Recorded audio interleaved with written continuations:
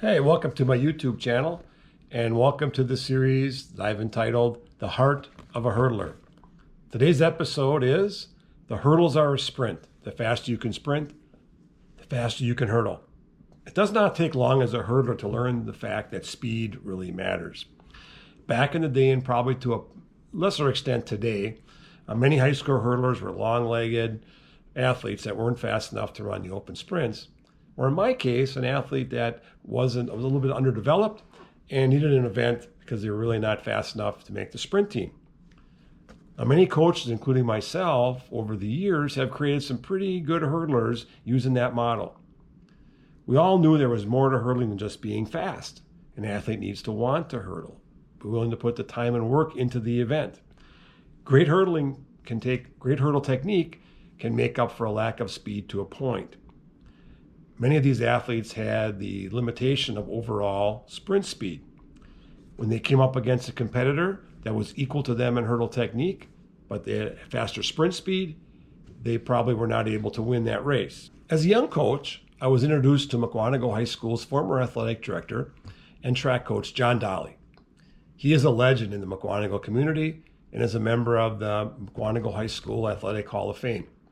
John and I had a chance to meet for the first time in 1983, at a track meet, of course, and we had a nice conversation near the hurdle warm-up area as my athletes were preparing for their races.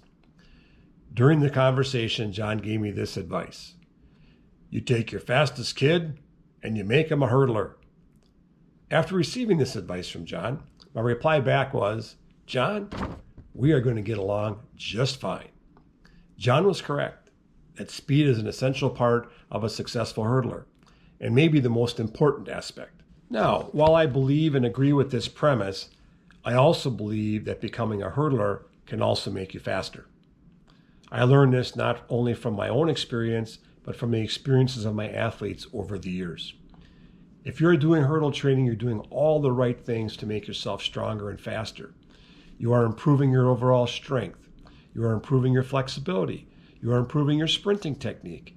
In other words, every hurdle drill you do, every hurdle you clear, every block start over hurdles that you do, you are improving your strength and speed. This will enable a hurdler with average speed to possibly improve their speed to the point of being used in a relay, or eventually one of the open sprints later in their high school career, or in my case, my collegiate career.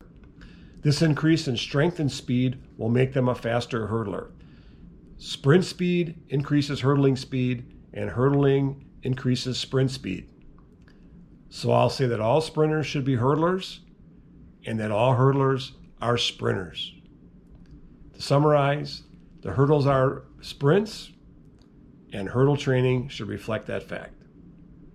Thanks for listening.